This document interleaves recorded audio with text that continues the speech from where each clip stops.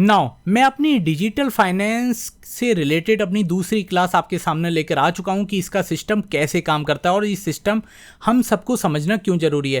पहली क्लास आप सब जानते हो कि क्रेडिट कार्ड पर थी और दूसरी हमारी वीडियो भी क्रेडिट कार्ड पर है कि कैसे प्री अप्रूव्ड का नाटक कर कर कि आपका सबसे ज़्यादा कीमती डाटा आपके अंदर से निकलवाया जाता है, कैसे लालच दिया जाता है, हर चीज़ को डिटेल में समझेंगे और कैसे ये कंपनियां आपके साथ मतलब पूरा ये ड्रामा रचती हैं और उसके बाद कैसे आप पर फोर्सफुली लोन अप्लाई भी आपके ऊपर कर देती हैं। तो बिना किसी देरी के पूरे टॉपिक को डिटेल में समझने वाले हैं। सबसे पहले हम ये देख लेते हैं कि हम क्या क्या आगे समझेंगे। तो देखिए, सबसे पहले हम ये समझेंगे कि ये डेटा प्राइवेसी का कौन सा गंदा खेल खेलती हैं हमारे साथ कंपनियां और कैसे हमारे साथ बस 2 मिनट में और कार्ड आपकी जेब में ऐसे झूठे दावे करती हैं। उसके बाद हम समझने वाले हैं कि ये जो कंपनियां ये कैसे ट्रांसपेरेंसी की कमी के चलते ये इस चीज़ का फ़ायदा उठाती हैं। और उसके बाद ये समझेंगे सबसे इंपॉर्टेंट बात कि ये लोग क्रेडिट कार्ड हमें नहीं देते लेकिन हमें पर्सनल लोन तुरंत मुंह उठा के दे देते हैं। तो इनमें पर्सनल लोन में इनका क्यों फ़ायदा है और क्रेडिट कार्ड में इतना क्यों फ़ायदा नहीं है, और क्यों कंपनियां जो फाइनेंशियल कंपनियां वो क्रेडिट कार्ड देने से ज़्यादातर समय डरती हैं, क्योंकि इसकी भी बात करेंगे कि सांप का स्वभाव कभी नहीं बदलता। एक एक चीज को हम यहाँ पर डिटेल में समझने वाले हैं। तो बिना किसी देरी के पूरे टॉपिक को डिटेल में समझते हैं, बहुत ही आसान और क्रिस्टल क्लियर भाषा में। तो बिना किसी देरी के पूरे टॉपिक को डिटेल में समझते हैं। तो चलिए शुरू करते हैं। सबसे पहले ये समझ जाओ जो डेटा है, डेटा कैसा डेटा आपका, आप कैसे ट्रांजैक्शन करते हो वो आपका डेटा हुआ, आपका पैन कार्ड डेटा हुआ। आप पहले डेटा समझ लो, डेटा क्या होता है, समझ रहे हो। आपका आधार कार्ड आपका डेटा हो गया, आप समझ पा रहे हो। आपके जो भी बहुत सारे मतलब फाइनेंस से जुड़े हुए चीज़ें होती हैं वो सब कुछ ये अपने पास रखना चाहती हैं जो फाइनेंस से रिलेटेड कंपनियां होती हैं, तभी तो असली फ्रॉड कर पाएंगी। जैसे आपने मान लो आप कहीं इनफ्लो आउटफ्लो कर रहे हो, अपने ट्रांजैक्शन कर रहे हो, एक तरीके से मानकर चलो आप कहीं ट्रांजैक्शन कर रहे हो, तो जिस एप्लीकेशन आपके फ़ोन में है, कोई फाइनेंशियल एप्लीकेशन, चाहे वो कोई भी हो गई, बहुत सारी लोन देने वाली कंपनियां होती हैं, उनके पास अपने आप आपकी पूरी वित्तीय कुंडली पहुंच जाती है भाई साहब। आपको मतलब आप कुछ उसमें कुछ भी अपना डाटा शेयर नहीं करोगे, फिर भी उन्हें ये पता होगा। आप चाहे किसी भी एप्लीकेशन से अपने रुपए ट्रांसफ़र करो या फिर किसी से मंगाओ रुपए, आप समझ पा रहे हो, लेकिन उनके पास अपने आप पहुंच जाएगी। यानी कि आप बैंक से कब कितना रुपए निकालते हो ये सब उन्हें पता है। मतलब यहाँ तक कि आपके हर एक छोटे से छोटे 2 रुपए के ट्रांजैक्शन की भी ट्रैकिंग वो करते हैं और 50,000 के ट्रांजैक्शन की तो करते ही करते हैं भाई।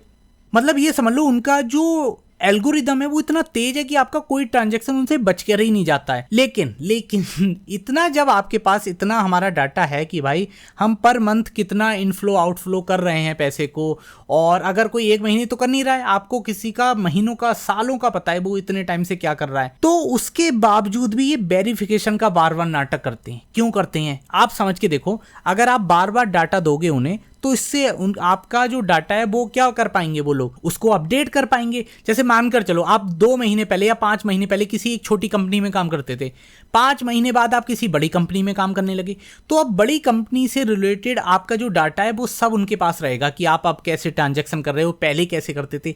एक तरीके से बोले उस पर ये रिसर्च करते हैं यार। उसके बाद आपके सामने कोई ऑफर निकल कर आता है, आप ये मत समझना कि आपकी वजह से निकल कर आया, आपका पूरा डाटा है इनके पास। उसके बाद ही ये खाली बस वेरिफिकेशन का नाटक करते हैं। फिर आपको ऐसा लगे ना कि सब कुछ नया नया ही तो है। अगर कल्पना करो कि ये डायरेक्ट ये बोलते हैं हम आपको ये दे रहे हैं लोन, हम आपको सीधे क्रेडिट कार्ड दे रहे हैं, तो आप कहोगे यार कैसे दे रहे हो, आपने तो कुछ मांगा ही नहीं। तो आपके दिमाग में शक जाएगा, इसलिए आपके दिमाग में शक पैदा ना हो, ध्यान रखो, इसलिए ये कंपनियां आपका डाटा बार बार मांगती हैं और ये डाटा का नाटक करती हैं। अच्छा, अब ये समझने की कोशिश करते हैं कि ये कंपनियां बस 2 मिनट में जब बस इंस्टेंट अप्रूवल लिख देती हैं। यार आप कितनी बड़ी बड़ी बैंकों को उठाकर देखो, सब इंस्टेंट अप्रूवल, झूठे दावे फैलाते रहती हैं। सबकी ये सब जानते हैं कि कितने लोगों को, मतलब ज्यादातर लोगों को क्रेडिट कार्ड नहीं मिलने वाला है यार। उसके बावजूद भी ये हर किसी के पास एक ही मैसेज भेजती हैं कि आप सबको मिलने वाला है। आप समझ पा रहे हो ऐसा क्यों होता है। आप कल्पना करो इनके पास साइकोलॉजिस्ट भी हैं। इससे क्या होगा, आपके ऊपर एक साइकोलॉजिकल आपके मन में एक लालच आएगा, समझ पा रहे हो, मनोवैज्ञानिक रूप से लालच की यार प्री अप्रूव्ड है, क्या करके देखें एक बार, आपके दिमाग में बस करके देखें, जो एक बार आया ना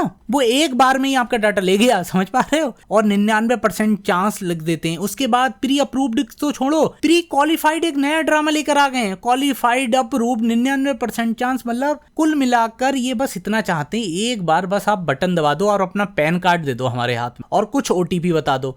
वो ओटीपी बताने के बाद उसके बाद फिर हम देख लेंगे आपको क्या करना है। और सबसे खास बात, जब इन्हें सब पता होता है कि आपको क्रेडिट कार्ड देना है या नहीं देना है इन्हें, उसके बावजूद भी आखिरी जो स्टेप होता है ना तब तक आपको शेयर ही नहीं करते हैं ये। आप समझ पा रहे हो। यहाँ तक कि मैं आपको ये बता दूं कि ये कोई ना कोई बहाना देखते हैं, अचानक से इनके यहाँ से कोई फ़ोन आता है, पता है, जो एकदम कोई भी ऑफिशियल फ़ोन नहीं होता है, वो फ़ोन अचानक से आके कहता है भैया आपके पास पहले से कोई 5 लाख का क्रेडिट कार्ड है तो हम देंगे, वरना हम नहीं देंगे।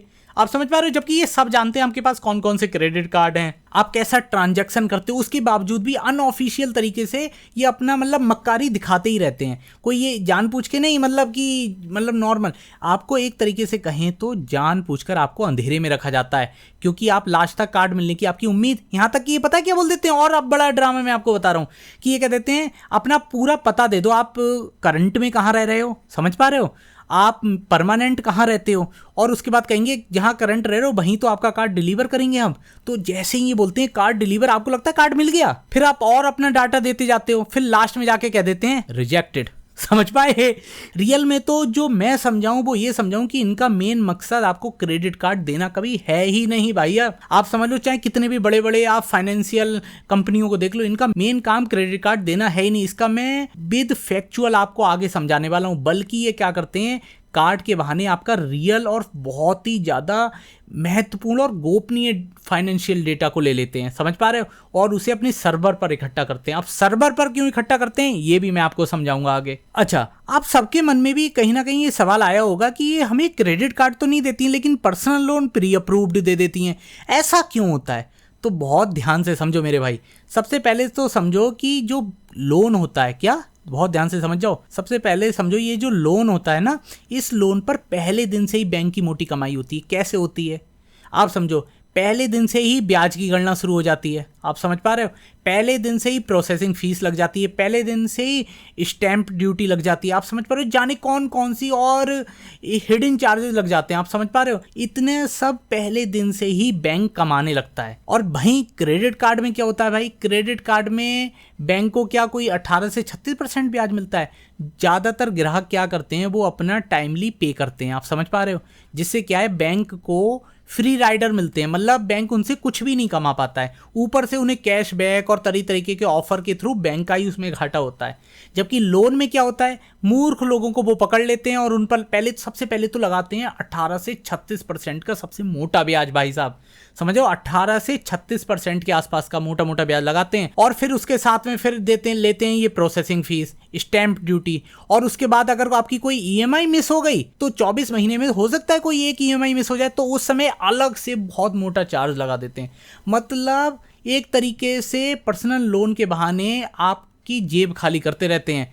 वहीं क्रेडिट कार्ड में भाई आप इनकी जेब खाली करते हो, इसलिए ये क्रेडिट कार्ड कभी तुरंत नहीं देते। और देखो यहाँ पर मैंने वही लिख भी रखा है कि आखिर बैंक क्रेडिट कार्ड देने से इतना क्यों डरते हैं। 10 लाख का लोन देने से नहीं डरेंगे, लेकिन 50,000 का क्रेडिट कार्ड देने से डर जाएंगे। इसका कारण समझो, बहुत गहराई से मैं आपको समझा रहा हूं। क्योंकि देखो, क्रेडिट कार्ड ज़्यादातर लोग जो लेते हैं वो अनुशासित होते हैं, सीधी सी बात है। वो अपनी टाइमली पे करेंगे तो 0% ब्याज लगेगा उन पर, वो भी कितने दिन का, 45 दिन का, कोई देता है 55 दिन का, आप समझ पाए, कोई देता है 47 दिन का। तो क्या है, 47 दिन तक बैंक का पैसा आप यूज कर रहे हो बिना उसे एक भी रुपया दिए। तो इसमें किसका घाटा, इसमें घाटा बैंक का।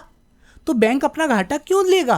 लेकिन पर्सनल लोन में भाई 18 से लेकर 36% तक का कभी भी कोई भी ब्याज ले लेते हैं। वो आपकी कोई ईएमआई मिस हो गई तब आप निपट गए, समझ रहे हो, तब आपसे रुपया ले लिया जाएगा, आपसे प्रोसेसिंग फीस का, आपसे स्टैंप ड्यूटी का, आपसे प्री क्लोजिंग चार्ज, समझ रहे हो, 3 से 4%, 5% तक का pre closing charge with GST, मतलब लूट में भी जीएसटी। तो कहीं ना कहीं आपको पूरा फंसाने का ये एक तरीका है कि आप क्रेडिट कार्ड के लालच में आओ और फिर आपको हम लोन ऑफर करेंगे। और इनको ज्यादातर पता होता है जो क्रेडिट कार्ड अभी मांग रहा है वो भविष्य में कहीं ना कहीं लोन तो लेगा ही, तो हम क्यों ना उसका डाटा पहले से अपने पास संभाल कर रखें और उस पर रिसर्च करते रहें कि इसकी एक्टिविटी कैसी है, धीरे धीरे ये क्या करेगा बंदा। आप समझ पा रहे हो। नाउ अपनी लास्ट स्लाइड पर आते हैं और यहाँ पर सबसे पहली लाइन यही है कि सांप का स्वभाव कभी नहीं बदलता। आप सबसे पहले ध्यान रखो, बैंक का फायदा किस में है, आप ये बताओ। बैंक का फायदा इसमें है कि आप 100% पेमेंट करो, कभी भी बैंक को रुपए वो कमाने का मौका ना दो, हमेशा टाइमली पे कर दो। समझ रहे हो, कोई भी आपको क्रेडिट कार्ड मिलता है, कभी भी आप मिनिमम ड्यू मत भरो, इसमें बैंक का फायदा है। बैंक का फायदा किस में है, आप EMI मिस कर दो, आप अपना मिनिमम ड्यू भरो, फिर आप पे लगेगा 42 से 45% का चार्ज। आप समझ पा रहे हो, आप तरीके की शॉपिंग करो जिससे आपका खर्चा बढ़े। आपका खर्चा बढ़ेगा तो आपका धीरे धीरे आपकी आदत और हैबिट बदलेगी और आप धीरे धीरे ज्यादा खर्चीले इंसान बन जाओगे। वरना अगर लिमिट में लेकर करोगे तो बैंक का फायदा कहाँ है। इसलिए मैं कह रहा हूं कि इन लोगों को ईमानदार प्रॉपर 100% ग्राहक नहीं चाहिए, इनको चाहिए ऐसे कर्जदार ग्राहक जो लगातार कर्ज में दबे रहें थोड़ा थोड़ा। और कहीं ना कहीं ये हमारे पूरे सिस्टम की पकड़ बन गई है कि भाई पहले तो कम थोड़ा लोन उठा लो, फिर जो बचा कुचा रुपया है वो कहीं और इन्वेस्ट कर दो और उसके बाद अपने पास जेब में फूटी कौड़ी रखो। समझ रहे हो आपको एक तरीके से आपके पास पैसा रखने से सब मना करते हैं, लेकिन रियल में मेरा आपके लिए एक ही सुझाव है भाई, इस जाल में बार बार फंसकर मत अप्लाई करो। बहुत गहरा लालच दिया जाता है, इसमें आपका सिविल स्कोर बर्बाद होगा,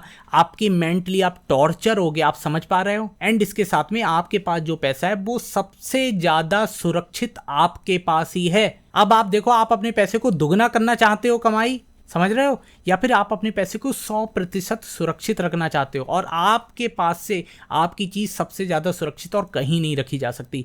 यही मेरा आपके लिए सुझाव है। आप क्या सोचते हो बाकी प्लीज़ कमेंट सेक्शन में बताओ। वीडियो पसंद आता है तो प्लीज़ इसे लाइक कीजिए, चैनल को सब्सक्राइब कीजिए। मिलेंगे नेक्स्ट वीडियो में न्यू अपडेट के साथ, फिर से सिस्टम को समझेंगे। तो तब तक के लिए नमस्कार।